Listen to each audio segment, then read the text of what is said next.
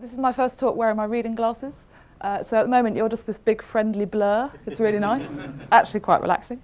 I'm a comms consultant. I've been working in comms for about 20 years, in and around B2B and tech companies mostly. And right from the beginning of my career, I've always been really interested in public discourse and the narratives that the public have about complicated topics.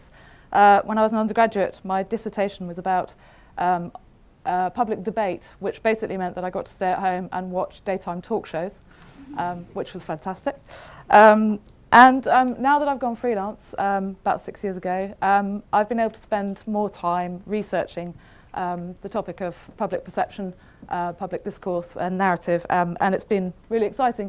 And I wanted to share some of the stuff that I've been looking at with you. So why technology particularly? I really like technology. I've always enjoyed working in and around tech teams. But I think also that at the moment the tech industry has a potential crisis on its hands. There are technologies coming over the horizon that are triggering some massive ethical questions. And there are also some companies that are behaving quite badly. I don't know if you saw the emails from Facebook that were released yesterday, but they're not making them look pretty good at the moment. So at the moment, I think that perceptions of tech are still pretty positive, but they could go either way. So hence why I'm particularly interested. The other reason for looking at technology is that I think it has become so pervasive in everybody's lives now that it's no longer optional to understand and engage with tech. And by that, I don't just mean being aware of its existence, but I also mean actually knowing how it works and how it affects people's lives. This is from a book called Future Ethics that I read recently, which was really, really interesting. Quick couple of side notes. I'm going to talk about artificial intelligence a fair amount doing this. It's really just as an example technology. So I hope you'll kind of see that the things I'm saying apply to a lot of tech, not just AI. I went to Ben Byford's talk this morning about AI ethics, which was fantastic, and really kind of meshes nicely with some of the things that I've been saying. The other thing is I'm not a tech person, I am a comms person, so if I get something wrong, please don't throw things at me. Please just take it as further proof that communicating about technology clearly is quite difficult. That's my little get-out clause. The first thing I want to do, though, is tell you about this chap. This is F.E. Smith, Mr. Smith, or the Earl of Birkenhead, actually, he should really be known. He was a very famous barrister at the beginning of the 20th century, and he was known for his courtroom wit, and a lot of the things that he has said in court have been recorded for posterity. One of his more famous court exchanges is when he was explaining an extremely complicated topic to a judge, and he'd spent quite a long time going through this topic in quite a lot of detail. And the judge said to him, "I've listened to you for an hour, and I'm none the wiser." To which our friend Mr. Smith replied, "None the wiser, perhaps, but considerably better informed." Which was a bit sly, it has to be said. But I often think of Mr. Smith, or the Earl, when I think about the world we're living in at the moment. You've probably all seen the phrase, the post-truth world, bandied around. And on the face of it, it's a bit of a mad statement that we're living in a world where truth is no longer that relevant. But I think what for me it means is that actually truth and facts are not necessarily the best way of influencing people or getting people to understand a topic. This is Michael Gove's much derided statement about the people of this country have had enough of experts. And loads of people seized on this as proof that we're living in this crazy world where actually expertise is no longer valued. I'm kind of the last person you'd expect to defend Michael Gove, but what he actually said was this, which I thought was a lot more nuanced and a lot more interesting, and he's probably got a bit of an unfair beating about this. What he's really saying is that that the people of this country are sick of people getting things wrong, which is kind of fair enough. No one likes that.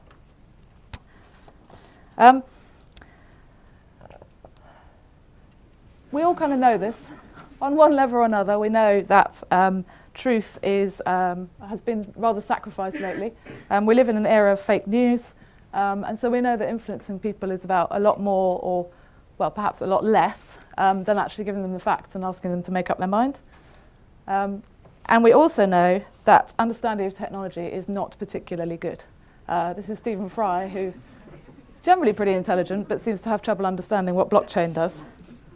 And when the House of Lords AI Select Committee reported last year, they reported a Royal Society survey from 2017 that showed that 89% of the people surveyed had heard of AI and they had heard of various applications of AI, but only 3% claimed to know enough about it to know how it works. Now that is a massive gap in understanding, in that you've got people who are very aware of a technology that's affecting their daily lives, but they don't really know how it works. And if they don't know how it works, then they can't possibly know what are the ethical questions it might be triggering or what are the impacts that it might have on society. This is Dan McQuillan, who has done a lot of research into this and has called for people's councils on machine learning to help people adjudicate and understand exactly what machine learning is doing to their lives. This is a similar survey. This was from Investors in People. It wasn't a massive sample, it has to be said. The problem if you don't understand something is that you tend to fear it. I don't know if you remember the Arthur C. Clarke quote about technology sufficiently advanced is indistinguishable from magic. They quoted it in Doctor Who the other day, actually. I was very pleased about that. But if you don't understand how something works, it feels quite scary. And this survey said that 27% of UK workers are worried that AI will disrupt their jobs in the next 2 years. I'm not that interested in that sum, apart from thinking that it's quite low.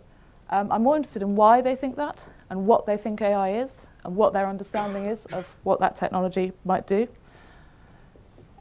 If you're not an expert in something, then you can't possibly hope to understand all of the ins and outs of it. And so if you're dealing with a really complex technology like AI, you can't possibly have a really detailed understanding of it. But there's been loads of studies that show that people who are not experts, laymen, tend to rely on what some researchers call lay theories or conceptual models or frames, or there's lots of different names for them, to understand something. And we've always kind of done this. I have a conceptual model of how my washing machine works. I'm pretty sure it's not that accurate, but it allows me to work out what's wrong with it when it goes wrong, or at least roughly what's wrong with it. And we've always done this as human beings. It's not something new. This is a medieval encyclopedia, and I was really pleased. Somebody tweeted this the other day and then explained what it actually says. And it says, "We have described everything briefly because people prefer simple things that don't take long to explain." But this is their reasoning, which I absolutely love. Their lives are short, their body's transitory, the days pass quickly, centuries roll by and death comes before you know it. I thought that was absolutely lovely. So basically, we have to rely on conceptual models because if you developed a really sophisticated understanding of absolutely everything, your head would explode and you wouldn't have time to actually do anything. But if your conceptual model is flawed or inaccurate, then it can make you make very bad decisions. There's been studies that have shown that people's conceptual models of the economy affect their voting decisions. So depending on how you think the economy works, and that's a complex system, let's face it, you might decide to vote a particular way. And so it is actually really important that people have accurate, even if they're simple, models of how things work. But where do we get our conceptual models from is the question. There's been loads of studies in human-computer interaction that help you find out what people's conceptual models are, but where do they come from? And that's, as a comms person, that's one of the things I'm interested in. This is a story from The Guardian. So the media is obviously a massive culprit in terms of our conceptual models. Only a slightly sensationalist headline, I thought, Franken algorithms. It's actually about the algorithms that are used on stock markets. And if you read it, the article isn't, well, to my limited knowledge, it's not a bad article, but it does the classic media thing of setting up one opinion against another in a kind of dichotomy. So you either believe this or you believe that. There's nothing in between. And the media is guilty of sensationalising technology quite a lot. This is again from the House of Lords Select Committee, and they interviewed a whole load of journalists who basically said if you've got robots or artificial intelligence in a headline, you're going to get a lot more clicks. And obviously at the moment, clicks mean money. And so there is a pressure on journalists to stick technology in, even where perhaps it's not necessarily needed. This is a really good example, I think, of this. This was a story about a peer-to-peer trading platform in Thailand that was about buying and selling renewable energy. Now, to my mind, the story is about the trading platform and the renewable energy, but they stuck blockchain into the title because they know that blockchain will get them loads of clicks. if you read the article as well, the first diagram in the article doesn't show you how the platform works, it shows you how blockchain works, which feels to me a bit like a story about the execution of King Louis in the French Revolution, where the entire article is about how the guillotine works, rather than about why it's not important to have executed your monarch.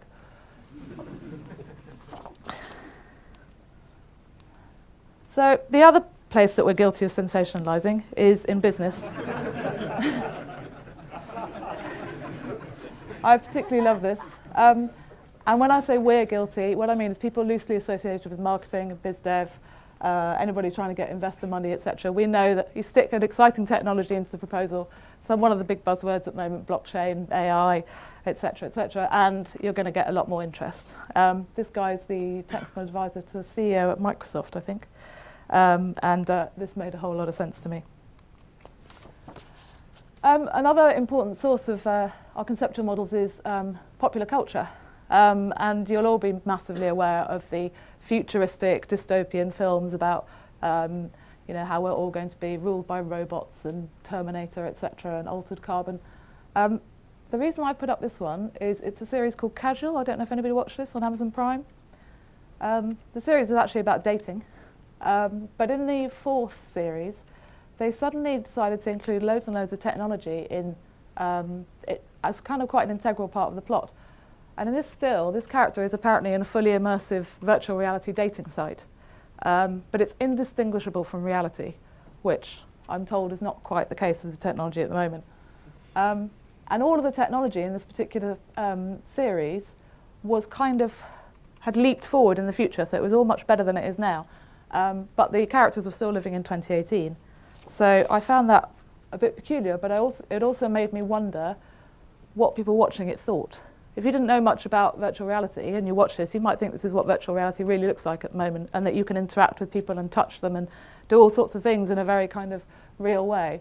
So yeah, I found that a bit disturbing. Books are brilliant for helping us develop conceptual models. I've just finished Hello World, which I really enjoyed. And there's a great fashion for writing books in very approachable language, which I can only applaud massively. My problem with books is that for someone to pick up a book about technology, they have to be interested to start with. So they have to already be quite engaged in the subject in order to pick up a book about tech. And I think this pretty much summed it up for me. This is Justin Trudeau. I don't know if you guys saw this, when he was asked a fairly snarky question by a journalist about quantum computing. Oh, have we got any sound? Wire or not. It's 1 or a 0. They're binary systems. What quantum states allow for is much more complex information to be encoded into a single bit. Regular computer bit is either a 1 or a 0, on or off. A quantum state can be much more complex than that because, as we know, things can be both particle and wave at the same times, and the uncertainty around quantum states allows us to encode more information into a much smaller computer. So that's what's exciting about quantum computing. And that. So that was Justin Trudeau. The journalist kind of implied that he wouldn't know what quantum computing was. So he'd clearly done his prep work really well. I love the way he says, as we all know, something could be a particle and a wave at the same time. I was like, really? Do we all know that? But I think this reaction to his comments, I think, completely nailed it. There were lots of people saying what a genius the Canadian Prime Minister is. But actually this guy says he's not a genius. He's someone who's interested enough to read about science and engaged enough to remember it, to which I would also add, and it's his job. But if you're not engaged in technology, then you're not going to pick up a book. So we have some fairly dodgy sources out there talking to us about tech. And I think this next slide, I think, is the really important thing. And this is why I want to talk about trust. The public's trust in these sources is fairly rotten. We have one of the lowest rates of trust in our media in Europe. We don't trust anything journalists tell us as a nation. And if you look at the sources that we do trust, the government doesn't come very high either. Interestingly, this is the Edelman Trust Barometer for April this year. We've always known that people trust their peers, that they'll always listen to a man down the pub over almost anybody else. But the people who tip peers and academics to the post are technical experts. So we do still, as a nation, trust technical experts. And that's kind of why I wanted to come and talk to you guys today, because actually that means that you guys, as technical experts, when you're talking, actually the public trusts what you're saying. They don't trust governments, they don't trust the media, but they do trust a technical expert. And I thought that was a really interesting thing to know. So, as an expert in a particular technology or a particular field, why might you want to communicate? There are so many reasons why you should be out there communicating and talking about technology. I won't go through them all because we'll be here all day. But obviously, investment, innovation, adoption, etc. Really basic one is marketing yourself or your company or your services. Unless you are a tech company selling to another tech company, at some point you're going to need to talk about what you do in language that the person you're talking to can understand. And if that person is not particularly technically minded, then you need to get it across. The general advice that I've always given is to focus on the outcomes of what you do. So don't try and explain the tech, but do explain what it will do for people. And that's a really common approach. I'll give you an example. This is how a consultant chemist that I worked with a few years ago used to describe what he does. This was on his website, and when I read it, I was like, okay, that sounds great, but I still have no idea what you actually do. And unless I was another consultant chemist, I probably wouldn't understand it very easily. When I asked him a few more questions, I found that actually what he did was advise manufacturers who used chemical reactions at some point in their process on how to make those reactions more efficient. So either use fewer resources, take less time, anything like that. So we rewrote what he did like this. So you can see this is focusing on the outcome of what he does. And then you add in some of the stuff about the expertise afterwards. The problem with this advice for technology is chemical reactions in manufacturing processes are highly regulated. Trust is built into the system. So he doesn't have to justify that what he's doing is legal or ethically okay. As long as he is able to do it within the legal framework, then it's fine. So I would say that actually technology has a bigger problem on its hands, and that's around trust and regulation, and that's a really compelling reason to communicate. This is from a US Department of Energy study that they commissioned in 2009. They wanted to know, by looking at past emerging technologies, what were the lessons learned around communicating with the public, especially where the technology involved some risk. And the study looked at technologies like nuclear fission, nanotechnology, DNA manipulation, all sorts of different things, to see what were the lessons that they could learn. And one of the things they identified is this time lag between a technology emerging and regulation coming along to tell people how they're allowed to use it. And we've seen this in action with things like GDPR. GDPR took an awfully long time to come along, and a lot of the bad stuff that was done around data and privacy had already happened to some degree.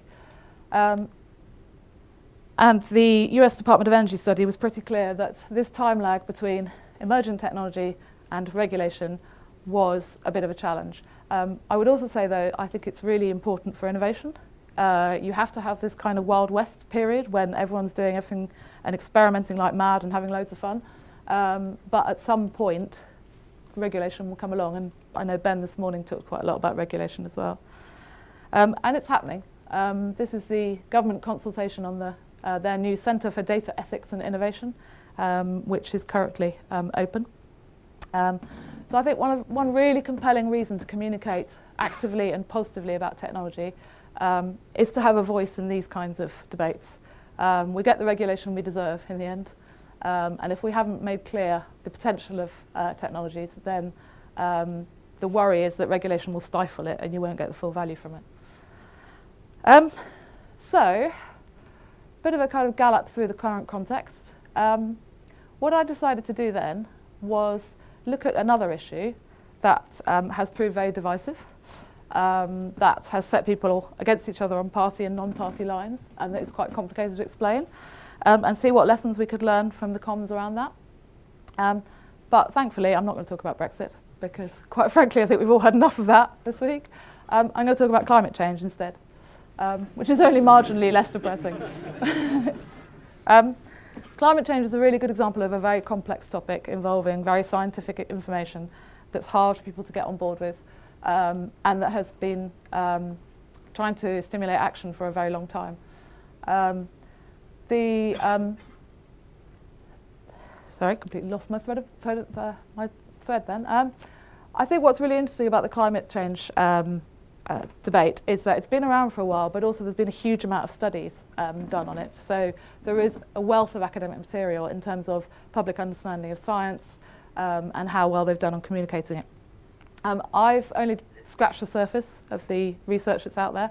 I'm just going to give you a few insights because there's so much that we'd be here all day if I went through it all. But there's a few insights that I think are relevant for talking about technology. The first one is, the first rule is don't talk about the science or don't talk about the technology. When people started communicating about climate change, they assumed that if people could just understand the science, then they would get it and they'd be on board with it. And that it was all to do with how well people were engaging with the science behind it. Loads and loads of studies have now proved that's absolutely not the case. They've compared levels of literacy in science with people's attitudes to climate change, and there's no relation. What there is a relation between, though, is people's values and their identities and their social groups. People are much more likely to believe that something is real if it aligns with their values. So if you're already quite an environmentalist kind of type person, then you're much more likely to believe in the climate change science. There are various academics. There's a Yale academic called Dan Cahan who's done a lot of work on this. The second thing that I found is language really, really matters. I would say that because that's what I do, but it makes a huge difference to how people perceive something. Words in the States, when they did a study with conservative voters and more liberal voters, they found that using words like contamination and purity in order to talk about climate change was much more effective than using words like harm or care for some reason. Another study found that if you talked about the war on climate change, then people were much more likely to accept that climate change was man-made. But if you talk about the race against climate change, then people were much more likely to say that climate change was inevitable and not caused by man at all. And I can kind of see that. War feels like a man-made phenomenon. It feels like something that we're engaged in, whereas the race against something feels like it's kind of passive. We're not really actually in charge of what's happening. So language really does make a massive difference. One of the other things that emerged very clearly was that you have to be really clear and honest and transparent about risks and about ethics. I used to work at the Environment Agency, and the Environment Agency is responsible for flood risk management in the UK, and there's a term that flood engineers use, which is a 1 in 100 year flood. It's a very specific term and it has a very specific engineering meaning, which I'm not going to try and explain to you because I'd probably get it wrong. But it's absolutely no use when you're talking to the public, because if you say to somebody whose garden has just flooded and whose house is 3 feet underwater that was a 1 in 100 year flood event, they'll say, okay, well, it won't happen for another 99 years then, which is not true. Actually, there's a 63.4% chance of 1 or more 100-year floods occurring in a 100-year period. And confusingly, on the Danube River, they have them between 37-year intervals and 192 years. So you can see that that particular term is not much use for talking to the public. And they don't use it anymore. They use very simple words like low risk, which makes sense to people. But actually, the other thing that emerges from the communication of risk is that the public's not that interested in risk, or they're not interested in risk expressed as a probability. They are interested in consequences. And the larger the consequence, the larger and more severe the consequence, the more afraid people will be, even if that particular consequence has a tiny, tiny probability of happening. So this is from that Department of Energy survey again. So they identified that scientists will tend to focus on the probability, the public will focus on the consequences. And if a consequence is really dreadful, but also if it's kind of unbounded, if it's like we don't really know how bad this could be, then it creates an enormous amount of fear, even if that's a really unlikely thing to happen. Now, this is the other thing that emerged from some of the research I've been doing, and this is really interesting, I think. While I think it's really important for people to develop a simple mental model of how things work, when it comes to discussing the issues and the ethics and the wider impacts on society, simplicity is not that helpful. There's a journalist called Amanda Ripley who has spent a long time reporting on things, and she became troubled by the polarisation of lots of debates. The climate change debate, particularly in the States, is massively polarised and really entrenched. And it's become what they call an intractable problem, where actually the more the different sides communicate with each other, the more entrenched they become and the more extreme they become. And the media doesn't help with it's kind of like, we'll have one spokesperson from this side and one spokesperson from that side, and they will have a fight on TV and you can judge who's won. Because actually what it does is takes all the nuance out of the debate. Amanda Ripley went and spent a lot of time with mediation organisations and learned about how you get people to actually talk about something in a constructive manner without adopting really entrenched positions. And Columbia University have a really interesting place called the Difficult Conversations Lab, which I love the sound of. And they found that if you get two people into a room and you ask them to talk about an issue on which they have very extreme positions, and you ask them to come up with some kind of statement that they can both agree with, they will have real trouble with that. If before they go into that room you give them something to read that is about a completely different issue, so not about the one they're debating, but that statement is about something that is quite contentious, and that the statement is worded in a very nuanced way that outlines the kind of issues without taking extreme positions, and then they go in and try and have that conversation, they are much more likely to be able to come to a position that they can agree on. They're not sure why this works, but it seems to me that if you open the possibility for people to listen and engage and not have to take extreme positions in one particular arena, they're much more likely to take that kind of attitude in others. Which is why I think things like the Brexit debate, climate change debate, all of these are actually really bad for us as a society, because if you end up in an entrenched position on Brexit, you're less likely to be open and willing to listen to new information on all sorts of other topics as well. I really recommend all the references for my talk are in the slides, by the way, so do go and read Amanda Ripley's work, because I think it's really, really interesting. I'm going to kind of just take you through a couple of tried and trusted comms tools that we all use. The first one is stories. You've probably all seen loads of stuff about storytelling. This is a statement from a guy called Andrew Taylor, who is a marine science and conservation consultant and also an underwater robotics expert. And he talks about the fact that when he goes to talk to communities about climate change, he doesn't talk to them about the science or the facts or even the data.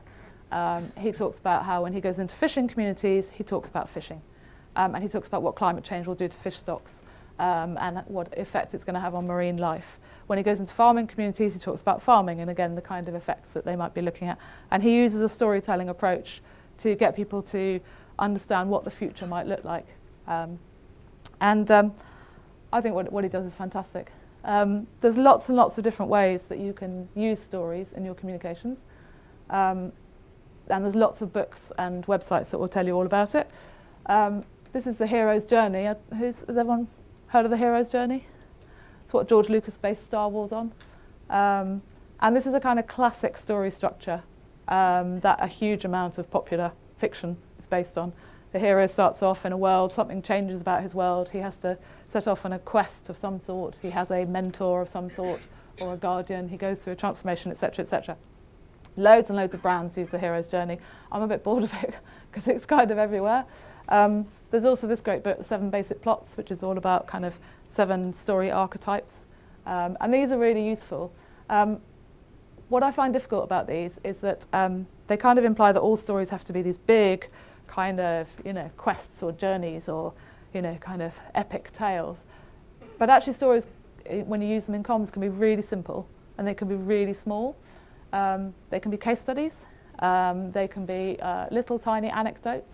Our brain is so hardwired for stories that we will see it wherever we go. So there's a apocryphal story about Ernest Hemingway that he was once challenged to tell a story in 6 words or less.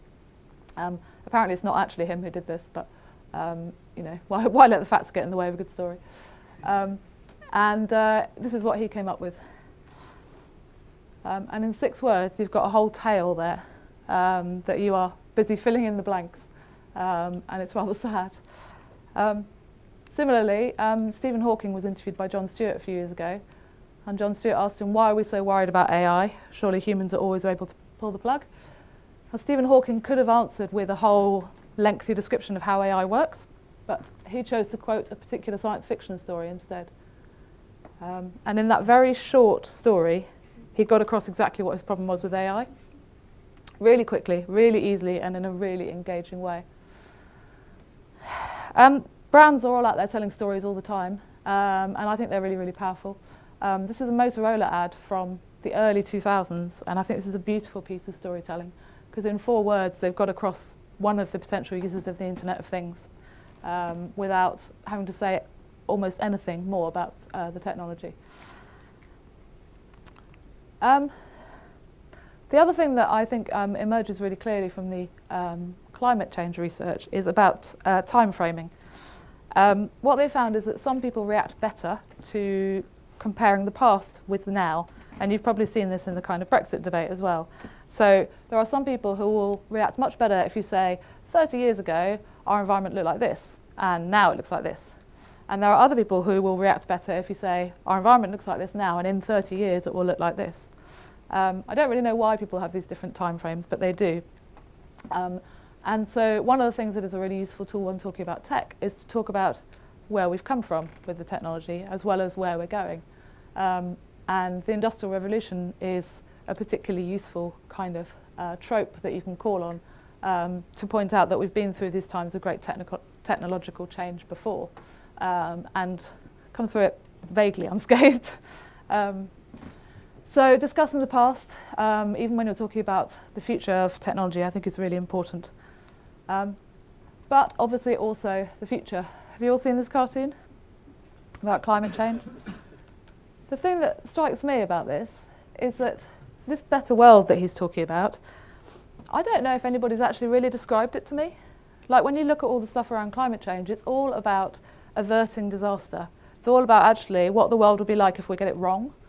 But not many people have spent time painting a picture of, actually, if we do this, what will it look like? How great will the world be if we are much less dependent on fossil fuels? How great will it be if we've warded off temperature rises? How great will it be if we've got clean water and air and healthy children?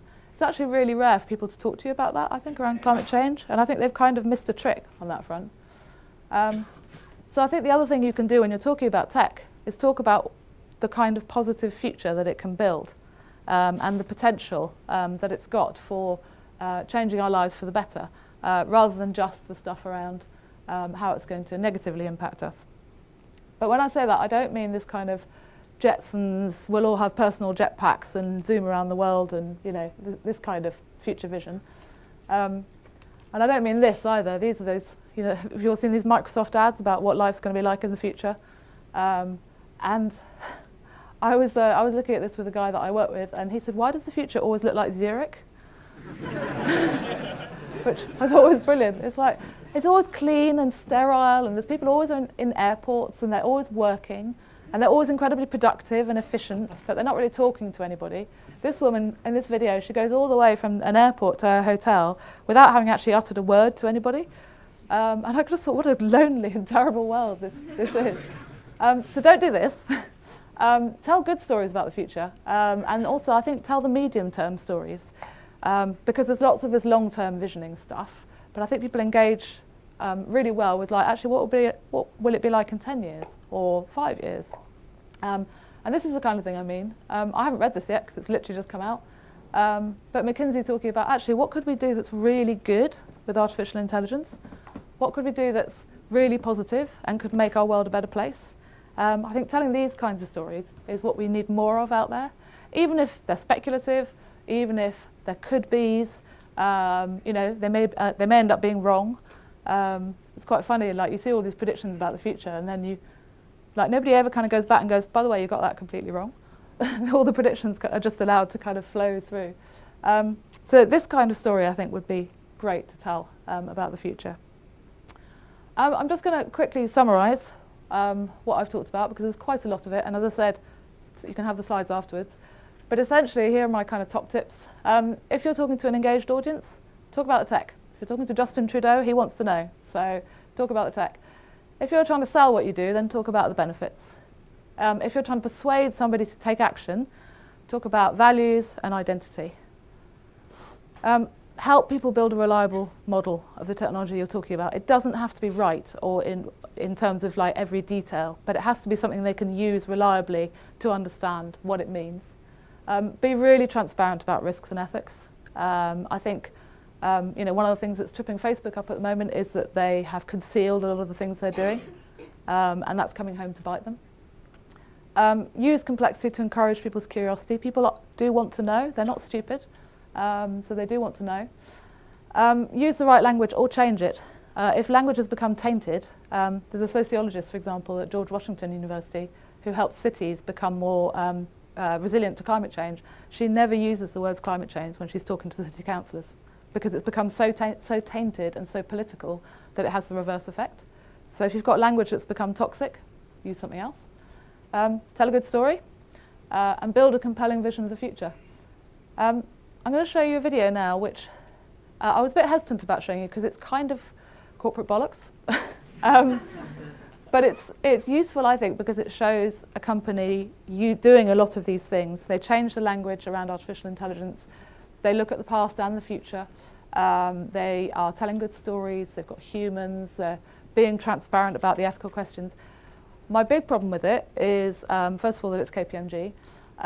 Secondly, that there are no technical experts in it talking, but it's not that kind of video, so it kind of makes sense that there aren't. I think it's worth looking at just because it does illustrate all of these comms techniques, but what would be really powerful is if everybody who was really knowledgeable and expert about technology also used these techniques to get out there and talk about it. So here is the video. Lost my mouse now. There we go.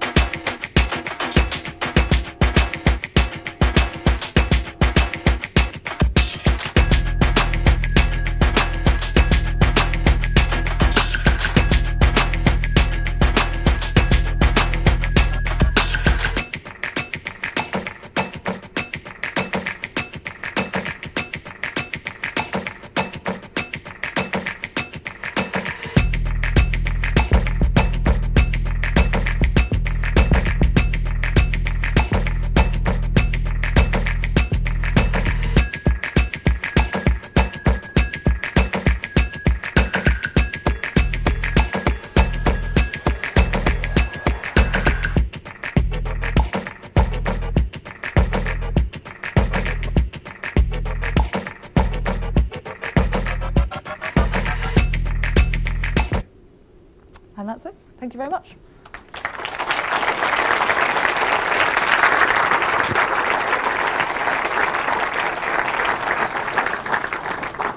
Thank you so much. It was fascinating. We have about 10 minutes for questions, if anyone has any questions. Wow, stunned silence.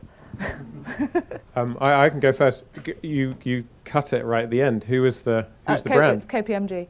Right. Okay. But they kind of linger on their brand for quite a long time, so I didn't want to. We have a full house. There's a question there. Thanks. Don't you think that advert might be quite disturbing to quite a lot of people?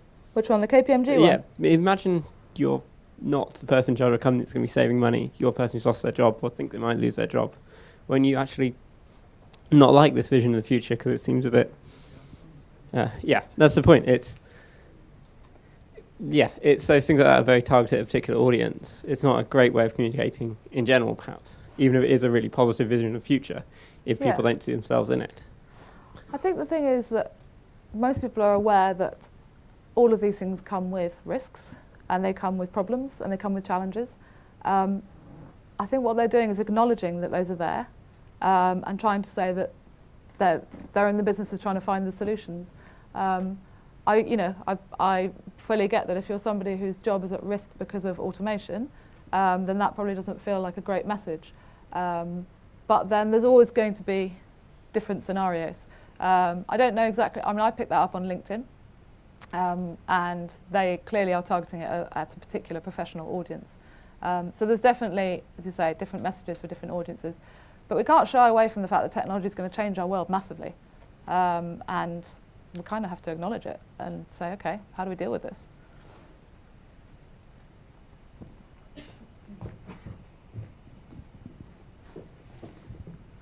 Hi. Okay, so my take on it is the comms are getting faster, and we might be trusting the comms less, I guess.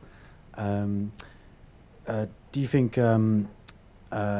with that, the AI is going to lock us into ideological beliefs more, so because it's there to serve, or do you think it's going to help us transcend into something, into the next stage of our society? That is a really good question. I don't know is the answer. I mean, years ago we were already predicting that technological advances would mean that we all worked a 3-day week. That doesn't seem to have happened. So I think it's kind of in our hands to decide that. One of the things that I didn't talk about in this, but I think is really relevant, is the fact that so many of the kind of public discourse around this is very passive. So you'll read headlines that says things like, 20% of jobs will be replaced by AI within 10 years or whatever. And there's this kind of inevitability about that headline. It's like we can't do anything about it. But actually, if we're out there saying what kind of world we want technology to build for us, then actually that might not be the case. We might say, actually, we don't want to lose those or automate those jobs, or we don't want robots reading to our children, or whatever it might be. And so I think it's kind of in our hands to decide where we want to go with it. But that means us all getting out there and talking about it. And that would, that would encourage like a differing view, the people that think that it's good and the people that think that it's bad. And my view of past, when we moved from warlords into civilization and civilization into entrepreneurs, it always came with war, and this sort of acceptance might breed something like that being a negative outlook. Yeah, I mean, I think, all the riots in Paris at the moment and the Australian students rising up and talking about climate change, I think is a really interesting example of a loss of trust in those governmental or institutions. And actually, it may be that we are triggering a time of great unrest. I don't think it will look quite the same as it did before. The Industrial Revolution wasn't without its bad sides. Lots of people had to shift jobs, lots of people had to change where they lived. But I think the more we talk about the world we want to build, the greater chance we've got of getting the one we want, rather than just sitting back and going, oh, well, technology's just going to screw us over, fine. We'll just live with that kind of thing. And maybe a thing that we need to go through. Yeah, quite possibly, yeah. Interesting times and all that.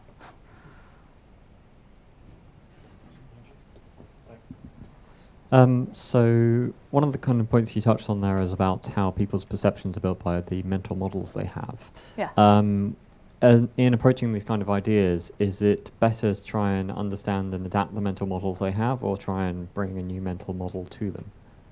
Good question.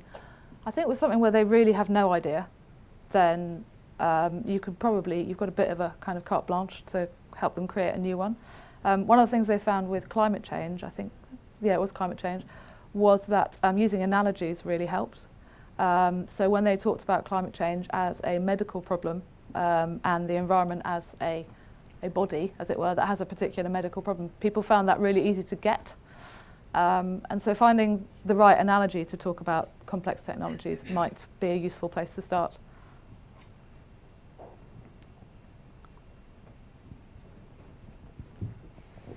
Any other questions? Yeah. Can you please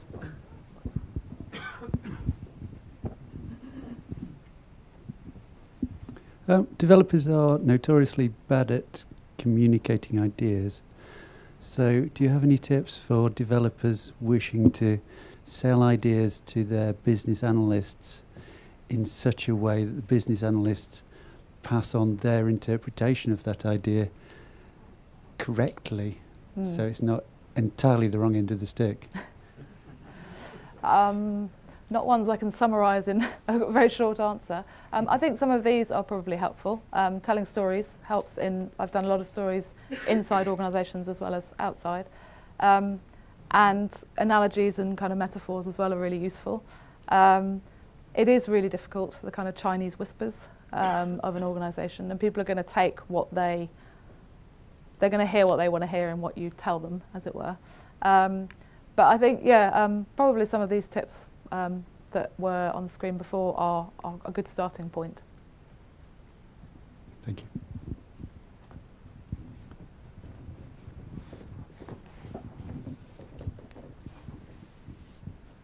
You've talked quite a lot about different people having or identifying with different analogies and different time frames and different metaphors. How do you go about matching your target audience with the analogies that you're going to use? Lots and lots and lots of audience insight. One of the things that we do when we communicate is very similar to kind of user personas. It's identify the different groups of people we want to talk to, what their attitudes are, what's important to them. The more audience insight you've got, the easier it is to go and talk to them. If you treat communications as a kind of broadcast to everybody, then you're inevitably going to fail quite a few of those audiences. Thank you.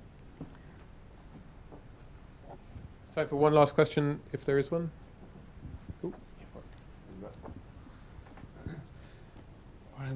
So your talk gives a lot of suggestions about how you can convey information, particularly to different audiences. But what I was hearing was kind of that the person conveying that thought was coming from a positive place, and at the moment there's maybe, in the past you've got this concern that tobacco industries were misleading the public on purpose. You've got this concern around bots on Twitter which are trying to mislead the public and so on. And I think Keir Starmer said that people are exhausted with the Brexit debate. Yeah. So, I mean, is there anything you can say about that kind of how you cope with that possible kind of malicious actor who is using some of these techniques, but to a nefarious end? Yeah, so that's a really tough one. And when people are in a state of negativity or fear, they stop listening, or they only listen to things that agree with the particular state they're in. But they are still hungry for information. And I think all the fake news stuff around the elections, etc., showed us that people will take in information as long as it aligns with their current position, and they will feed off it. And it's really, really hard to counter that. One of the things I would say is actually you have to listen, and in that stage you have to go out and actually get the audiences you want to be talking to talk to you, because until you listen more, then you can't build that trust where they will then listen to what you've got to say. If you've got audiences that are in a negative state, it's engaging with them as personally as possible, and doing a hell of a lot of listening before you try and tell them anything.